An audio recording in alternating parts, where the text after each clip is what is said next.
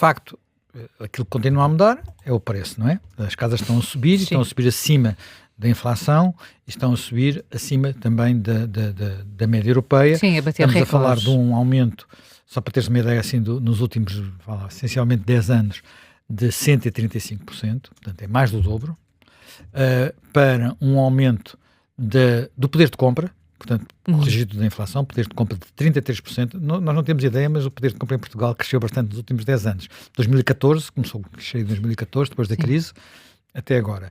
Mas o aumento do salário mínimo foi 69%. Pois.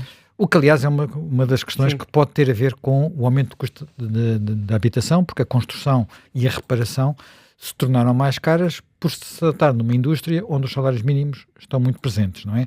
Portanto, se de repente a mão de obra fica 69% mais cara, não há milagres, em termos de, porque a gente sabe que também os materiais também ficam, tudo, sobretudo pós-Covid, ficou tudo muito mais caro. Mas o salário mínimo português também é muito baixo, não é? Claro, claro que é muito baixo, Atenção, nós temos uma subida muito elevada dos preços da habitação, não quer dizer que todas as casas de repente se tenham tornado mais caras do que comprar nas grandes cidades europeias.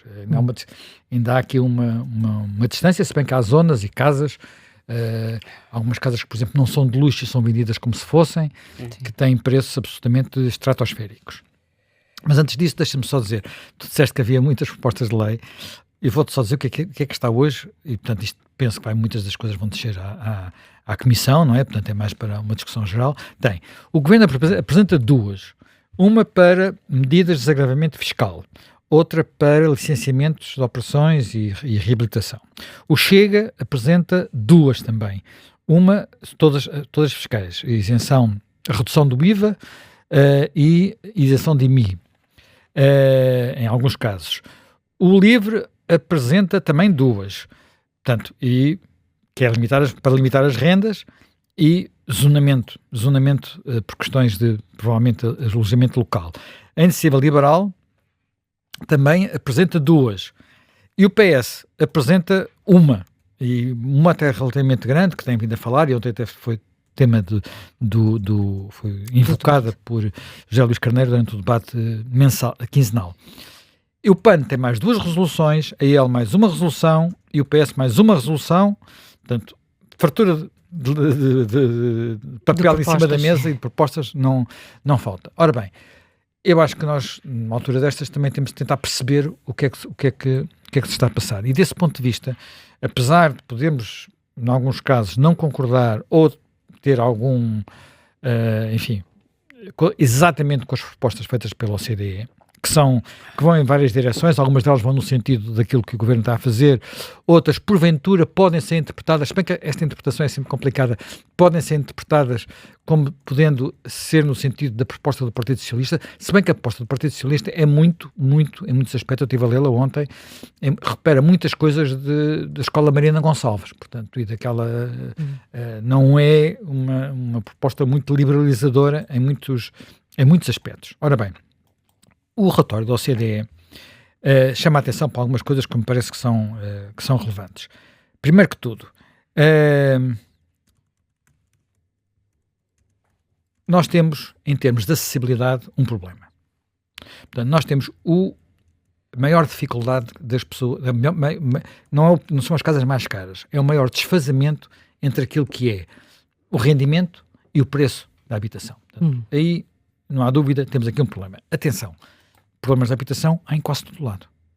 Quer dizer, foi um tema da campanha em Nova Iorque, foi um tema da campanha, está a ser um tema da campanha em quase todas as cidades europeias, eleições locais, agora vai haver eleições em Paris, em quase todo lado. Portanto, há aqui algo que tem a ver com alguns dos temas, e os temas são diferentes, portanto, os países não têm todos o mesmo regime e, portanto...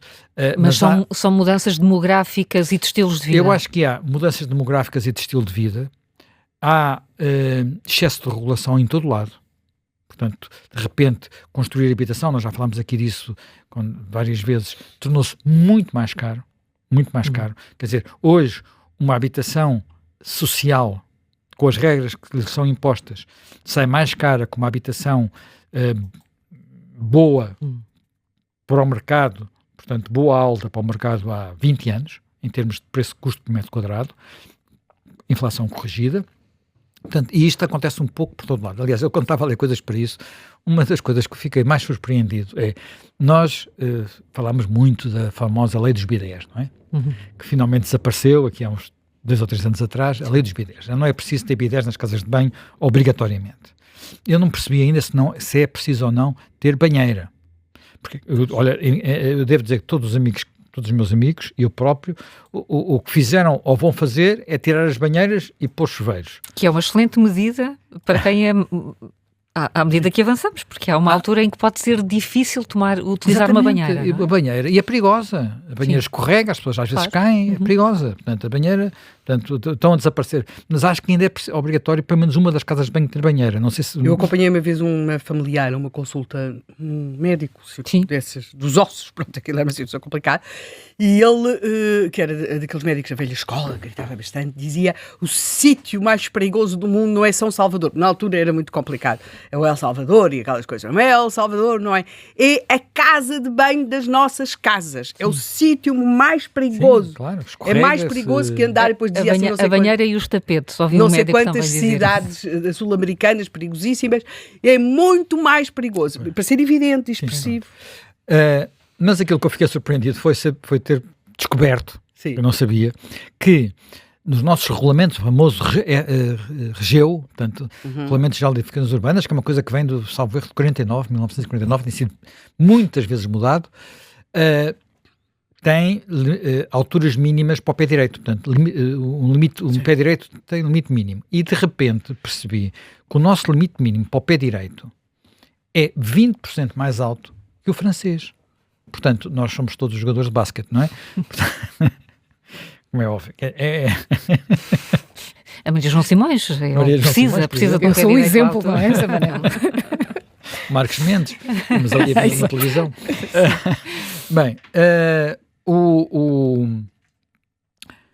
e também mais não sei quanto que para a Alemanha. Portanto, o que é, obviamente, um disparate. Eu sabia que havia um problema, por exemplo, antigo na recuperação, por exemplo, nas zonas rurais, nas aldeias. De repente as casas começaram todas a ter umas dimensões que encaixavam mal nas pré-existências. Porque nas pré-existências havia o que nas casas rurais era muito comum, que era a chamada loja.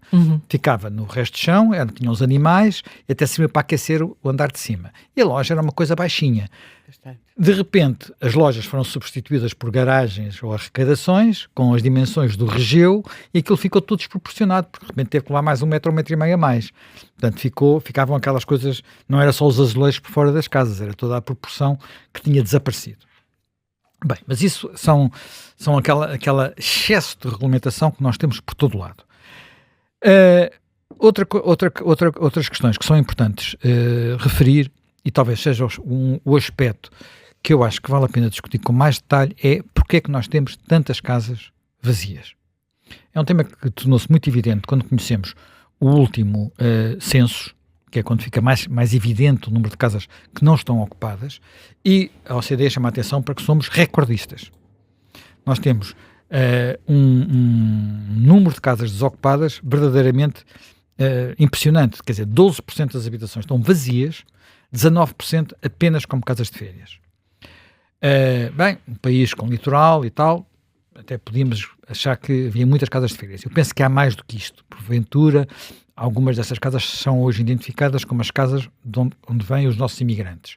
E, portanto, isto não é uma coisa que a gente possa dizer transforma amanhã em habitação. Até porque se forem casas em Albufeira, quem diz Albufeira diz no Algarve ou no litoral, não dá para resolver os problemas de Lisboa, não é? Portanto, estamos a falar de coisas diferentes. Mas há mesmo assim uma massa enorme de habitações vazias. Aquilo que a OCDE propõe é um possível caminho, mas tem de ser visto com cuidado. O que é que eles propõem? Propõem algo que já existe, mas que eles propõem que se agrave, que é quando a casa está vazia e se determina que está mesmo vazia, portanto não é ocupada, por exemplo, há uma casa que está ali, que não tem consumo de eletricidade, que não tem consumo de gás, que não é só chegar e ver a porta fechada e Mas não é uma casa de voluta. Não É uma ca- no fundo, é uma casa- estamos a falar de Quer dizer, casas de é uma casa que está vazia, não é? Sim. Pode ser de voluta, pode estar estragada, pode ser de alguém que está no estrangeiro, quer dizer, pode haver muitas situações diferentes. Mas eles propõem que se encontrem mecanismos para casas, na prática, as devolutas, que são aquelas que são mais sensíveis para isto. Se for uma casa de alguém que está a trabalhar no Dubai, por exemplo, que há muitos portugueses, ou em Londres, e que manteve cá o apartamento, não se pode ocupar, não é? Mas há outras situações que são diferentes. Que são casas expectantes. Sim. E eles propõem que se agrave o IMI. Portanto, no fundo, que se diga às pessoas, tens um custo adicional por teres uma casa que podia estar no mercado e não está. Isto tem lógica, mas é preciso ter cuidado. E porquê que eu digo que é preciso ter cuidado? Porque há situações em que todo o ambiente à volta não permite colocar aquela casa no mercado. Algumas das coisas têm que ser resolvidas antes. Por exemplo, uma delas parece que o Governo vai olhar para ela finalmente. Pelo menos é o que eu digo, que é as heranças indevisas. Quando tens uma casa que está em disputa, nem é preciso estar em disputa, aquilo é demorado, leva tempo, tem que se encontrar alguém que ou compra ou fique com a casa pode estar vazia e precisamente estes processos são demasiado longos. O nosso regime para as heranças indevisas tem nada a ver com os regimes de imensos países europeus, que criam mecanismos para impedir que isso aconteça. Portanto, para obrigar, no fundo, a que o património seja utilizado, porque uma herança indivisa é um património não utilizado, no limite abandonado, não é? Esse é um tema. Mas há outro tema que é, muitas destas casas podem ser casas que se encontram degradadas e cujas condições de recuperação, reabilitação, ou são difíceis, ou são complicadas pelos regulamentos, ou em alguns casos o proprietário não tem recursos para fazer as obras necessárias para voltar a colocar a casa no mercado. Portanto, há aqui muitas situações diferentes que têm que ser vistas com cuidado, porque senão estraga-se tudo. Do ponto de vista da lógica, o que é que eu diria assim, agora vamos falar do ponto de vista das políticas públicas.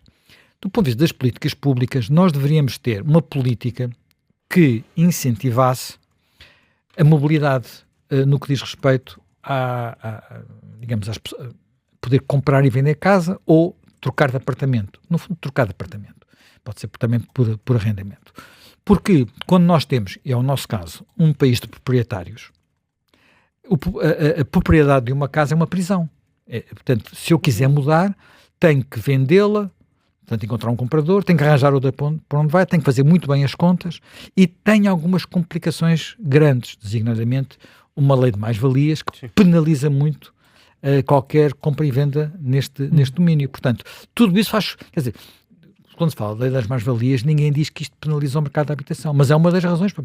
É uma das razões também porque há tantas heranças indevisas, por exemplo, ou indivisa. Agora há uma decisão judicial que permite que não se pague mais-valias nesse quadro, mas que é porque há um buraco na lei, basicamente, não é? É porque houve ali uma coisa, há um buraco na lei. Portanto, temos isso por um lado e por outro lado temos um mercado do arrendamento que é disfuncional. E sobre isso o próprio relatório da OCDE vai até 1910. Portanto, como a Helena gosta muito de ir até à Primeira República quando falamos de rendas. Foi quando elas foram congeladas. Claro, quando elas começaram a ser congeladas foi nessa altura. Foram. E eles contam toda a história e percebe-se que aquilo ficou camadas sobre camadas sobre camadas e nunca ficou completamente resolvido. E que a tentativa mais próxima de resolução foi a lei chamada Lei Cristas, mas depois já houve não sei quantas coisas que vieram para trás e, portanto, e continua a haver aqui um problema.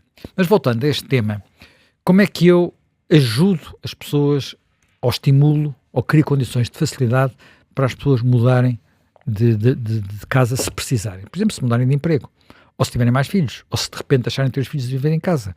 Portanto, tem que fazer algo, eu diria que é caminhar para sistemas fiscais. Eu não estou a dizer aumentar os impostos, estou a dizer balancear de forma diferente. Nós hoje em dia penalizamos muito a transação, a compra, quer através do IMT, quer através das mais-valias, e comparativamente cobramos pouco pelo imposto de propriedade, pelo IMI. É evidente que eu, quando mudo o balanço entre as duas coisas, tenho que ter muito cuidado, porque estou a prejudicar umas pessoas que, entretanto, pagaram IMT e depois agora vão pagar mais IMI, e estou a beneficiar outras que, entretanto, não... Mas provavelmente tem que haver um período de transição. O que é que isto faz? Faz com que, se eu, de repente, fico com uma casa que, por exemplo, é muito grande para mim, e eu não precisar daquela casa, se tiver um IMI que me penaliza, no sentido de dizer, tenho um IMI mais elevado, fico com um estímulo para encontrar uma casa mais de acordo com as minhas necessidades. Que é uma coisa que as pessoas faziam antigamente quando era só arrendamento, não é? Se eu, de repente, com uma casa arrendada, tivesse vivido com 2 filhos e precisasse de 3 quartos, e depois os filhos saíram de casa, eventualmente fiquei viúvo ou viúva, e portanto já não preciso de uma casa daquele tamanho, aquilo só me dá trabalho. Eu vou para uma casa mais pequena, mas se a casa for comprada, é muito difícil fazer esta operação, sobretudo em certas idades, não é? Toda a gente sabe isso, não é? Portanto, nos Estados Unidos o balanço é um bocado este, não se paga nada, não se paga IMT, portanto a compra fica mais barata, repara, é significativo, mas a seguir há um estímulo para não ficar com casas desajustadas. E isto tem uma coisa que eu acho que também é relevante, é que demograficamente nós mudamos. Demograficamente o país é muito diferente do que era quando algumas destas normas e legislações foram feitas. Eu fui ver aqui os números dos vários censos e há aqui números que são um bocadinho impressionantes. Primeiro, digamos, nos últimos 50 anos, mais ou menos, portanto, estamos a falar da Revolução para cá, o número de agregados familiares passou de 2.700.000 para quase 4.200.000. Estamos a falar 1,5 mais. Portanto, 1,5 milhões de agregados a mais. Portanto, só para cada agregado ter uma casa, eu precisava de 1,5 milhão de casas. Nestes 50 anos, é evidente que muita casa foi construída. Muita casa foi construída neste período. E, ao mesmo tempo, o tamanho médio dos agregados, como é óbvio, porque a população não mexeu muito, o tamanho médio dos agregados diminuiu muito substancialmente. Portanto, eu tinha um tamanho médio de agregado de 3,7 pessoas e agora tenho 2,5. Portanto, 2,5 é um casal com meio filho. Assim. Ou um animal de estimação. Um animal de estimação. Ou um animal de estimação. O tema desta semana. É um tema que nós já falámos aqui. Sim, esta semana. Nós tínhamos 10% de pessoas a viver sozinhas, hoje temos uma pessoa em cada 4 a viver sozinhas. Portanto, eu diria que eu hoje preciso de mais T0s e T1s, que era uma coisa que antigamente as pessoas ninguém pensava em ter um T0 ou um T1. Mas hoje há estilos de vida, há modos de vida, há opções de vida que obviamente se notam por estas mudanças demográficas, que justifica que a oferta habitacional também comporte T0s e T1s e não apenas naquelas zonas antigas onde as casas eram muito pequenas e eu não consigo fazer casas maiores, não é? Mas isso quase não faz parte, inclusive, das políticas públicas de habitação social. São tipologias que estão quase ausentes. Portanto, tudo isto acho eu que deve ser considerado, até porque há aqui um outro fator que é importante, e também já falamos muito dele, e a OCDE também chama muita atenção para ele, além da regulamentação, que é, nós quase perdemos a indústria. Portanto, a indústria foi muito destruída e quase não construímos nada. Os números são bastante impressionantes.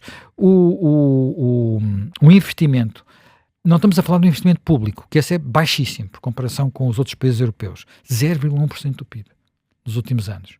0,1% do PIB. Quer dizer, se fizesse mais investimento público, o Mário Centeno nem dava por ele. Nem o Joaquim Sarmento, não é? 0,1% vai ali com o barulho das luzes. E depois temos um investimento em habitação privada que caiu praticamente para metade, considerando os últimos 20 anos com o que era antes, e é dos menores da Europa. Portanto, o que é que eu também tenho que pensar? Como é que eu vou arranjar a forma de se construir mais? Porque uma das coisas que eu creio que é uma maneira de resolver o problema é mais oferta. Portanto, se eu tenho mais agregados familiares e vou continuar a ter cada vez mais, eu vou precisar de construir mais casas, porque senão as casas que existem são poucas e toda a gente sabe que quando há raridade o preço aumenta. Ponto final parágrafo, seja para arrendamento, seja para compra, aumenta. É preciso construir mais ou colocar essas tais que estão no mercado? É preciso duas coisas.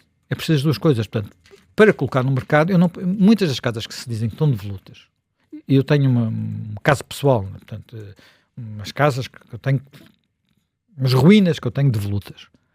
A Câmara Local triplicou o IMI. Mas o IMI também é ridículo. Portanto, aquilo está tudo mal avaliado, o IMI não pesa nada. Mas o problema é uma herança indivisa, a família está a tentar ver se consegue deixar de ser uma herança indivisa, mas enquanto o povo vai... Quer dizer, não é que não haja vontade de resolver aquele problema, mas a Câmara não ajuda, porque tem uns regulamentos estranhíssimos, porque não funciona, o mercado está complicado, enfim, N razões. Quer dizer, não é por me aumentarem 3 vezes o IMI como aconteceu, não é a mim, enfim, é uma quantidade de gente, como eu disse, aquilo é uma herança indivisa. Não é por aumentarem 3 vezes o IMI que eu de repente vou fazer ali obras se não tiver capital, não é? E não tem, quer dizer, e a Câmara diz, se não fizer coisas, como houve uma lei que vinha aí, se as pessoas não fizerem obras, a Câmara ocupa, portanto, põe no mercado, recebe o dinheiro até pagar as obras e depois devolve ao proprietário. A minha resposta é, façam um favor. Sim, mas quase que digo, façam um favor. Só que isto é possível há muitos anos, nunca acontece. Mas não é só nunca isso. Acontece. Também é preciso ter em conta que uma parte razoável dessas casas que estão devolutas e não estão ainda em herança indivisa, mas o seu proprietário ou a sua proprietária já não vivem lá. Mas... por exemplo, pessoas que voltaram para a terra, como a gente costuma dizer. Não só pessoas que estão num lar. Ou estão no lar, exatamente. É a OCDE que vai dizer aos pais e às mães que estão num lar que os filhos vão desmanchar a casa. Sim, claro que há muitas situações. Há pessoas que preferem estar num lar com menos cuidados, ou pior, ou mais complicado, mas para manterem a sua casa. É claro que nós já sabemos que não vão lá. Mas, se a OCDE arranjar alguém que se encarregue desse trabalho... Portanto, isto não é uma coisa que se faça automaticamente, é preciso fazer com pinças. Porque quando se fazem coisas automáticas, estraga-se. Os efeitos perversos são maiores, não é?